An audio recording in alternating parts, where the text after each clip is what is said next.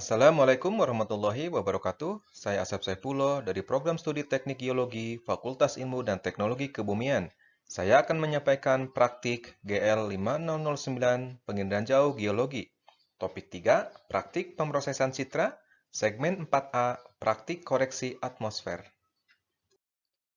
Pada segmen kali ini, kita akan melakukan praktik koreksi atmosfer.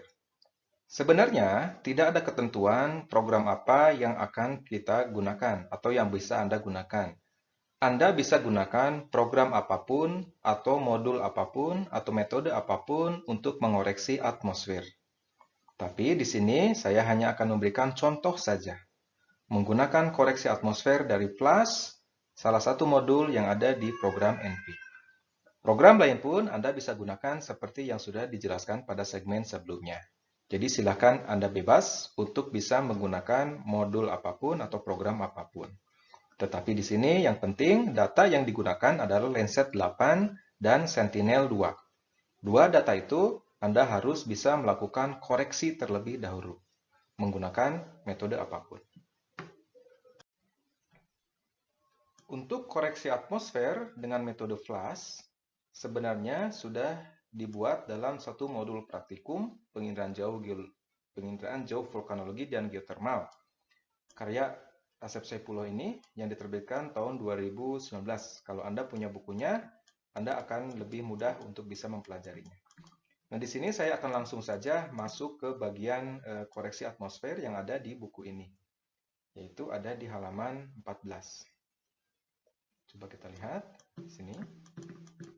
Nah, ini adalah halaman yang berisi koreksi atmosfer. Saya akan jelaskan tidak detail, tapi Anda bisa nanti langsung baca saja bagian-bagiannya. Nah, di sini data yang diretrieve berasal dari Earth Explorer dan juga bisa dari GLOWFISH seperti yang dijelaskan pada segmen sebelumnya. Di mana di sini Anda perlu dapat data dalam format TIFF dan juga TXT. Ya. Data dalam bentuk TIFF ini adalah citranya, dalam bentuk TXT adalah metadatanya. Nah, di dalam program FLAS yang ada di modul NV ini, yang Anda load adalah bagian dari metadatanya. Jadi kalau Anda load metadatanya, maka semua data dari Landsat 8 itu akan terambil. Gitu. Kalau Anda load hanya bagian band-bandnya saja, maka tidak semuanya bisa terambil. Nah, kita akan mengambil semuanya, maka akan masuk tampilan seperti ini. Ini inputnya, jadi Anda file open, langsung diarahkan ke Landsat 8 Geotip with Metadata. Ya, jadi metadatanya Anda klik, maka akan keluar tampilan dari Landsat 8 yang sudah Anda download pada bagian sebelumnya. Nah, di situ kemudian Anda masuk ke koreksi atmosfer menggunakan FLAS ini. Jadi, tahapan pertamanya di dalam metode koreksi ini, Anda melakukan koreksi top of atmosphere dalam radians dulu. Jadi, Anda ubah dari digital number ke bentuk radians terlebih dahulu.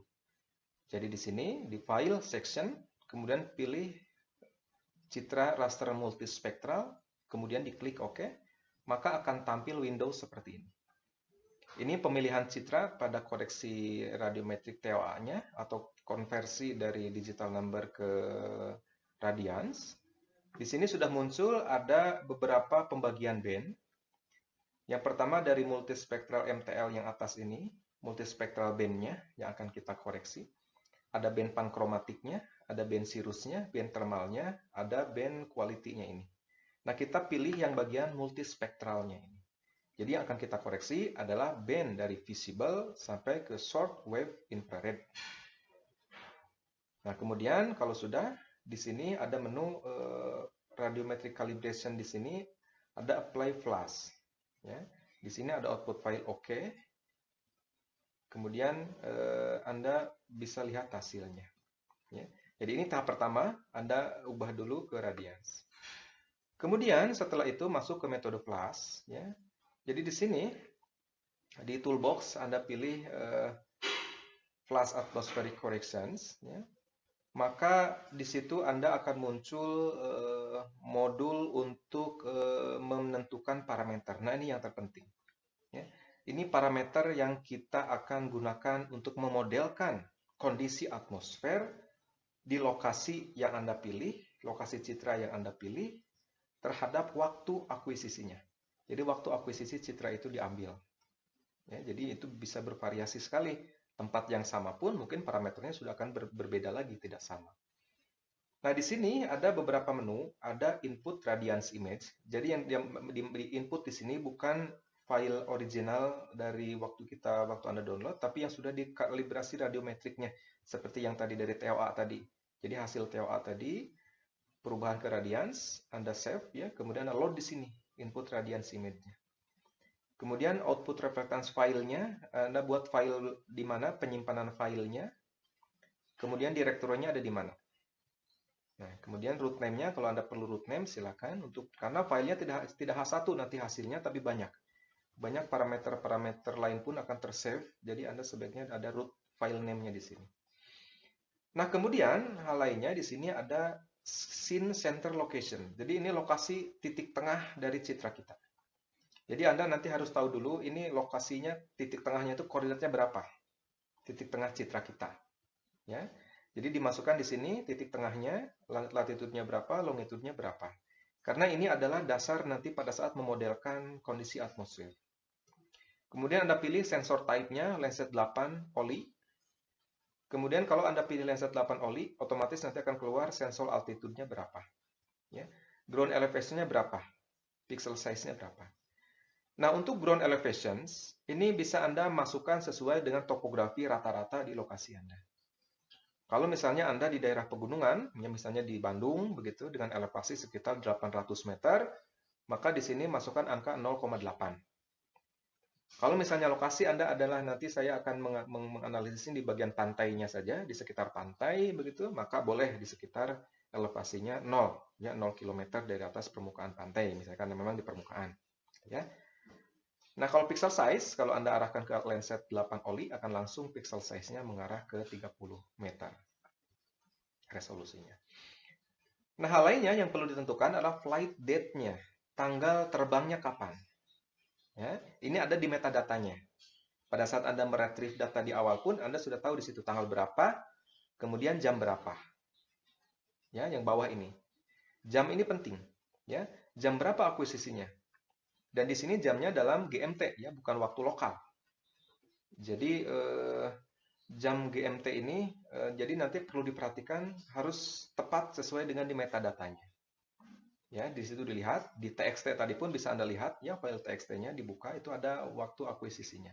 Atau pada saat tadi retrieve data pun dari Earth Explorer, di situ ada data informasi mengenai tanggal dan juga waktu terbang. Ini jangan sampai keliru, karena akan menyebabkan kekeliruan dalam pengoreksian. Ya. Nah, kemudian di bawah ada atmospheric model di sini.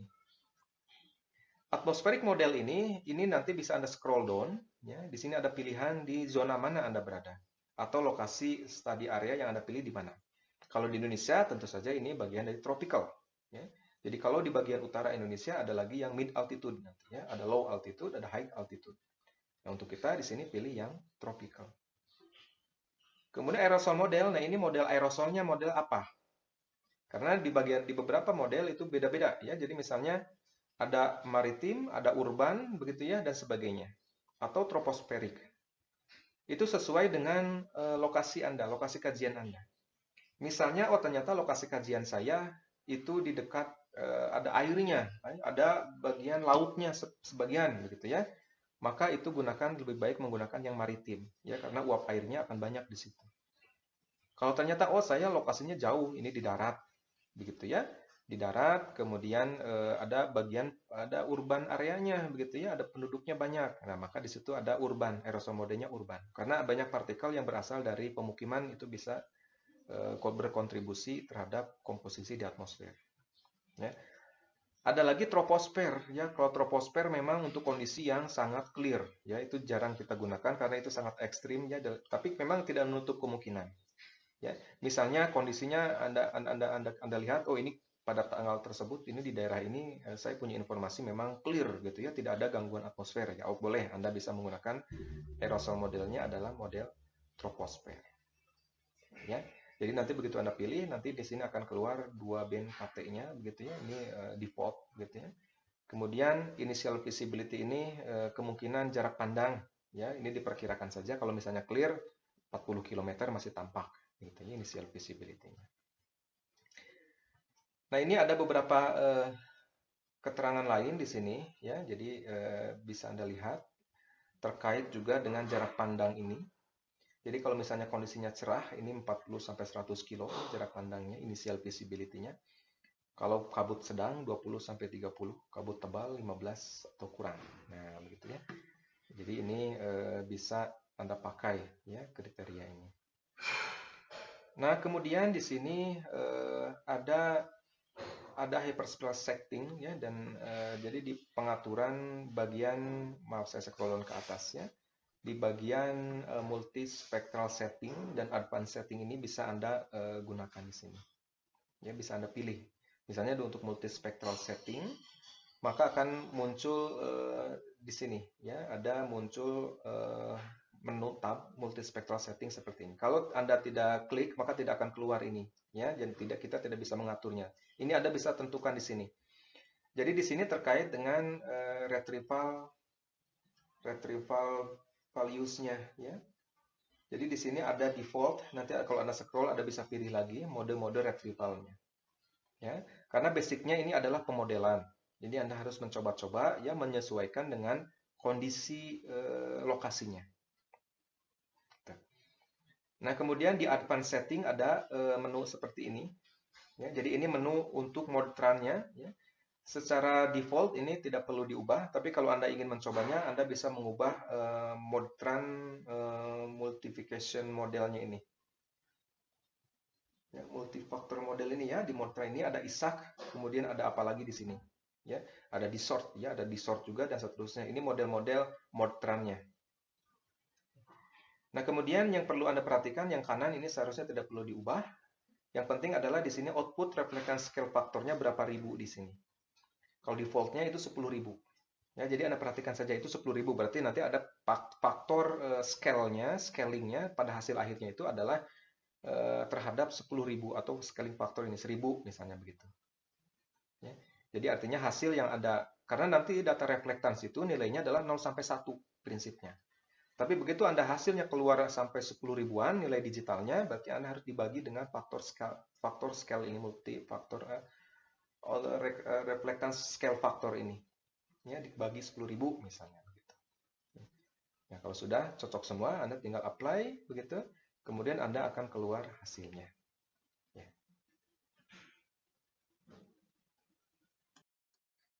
Demikian modul praktik ini disampaikan, kita akan bertemu di modul praktik selanjutnya. Terima kasih.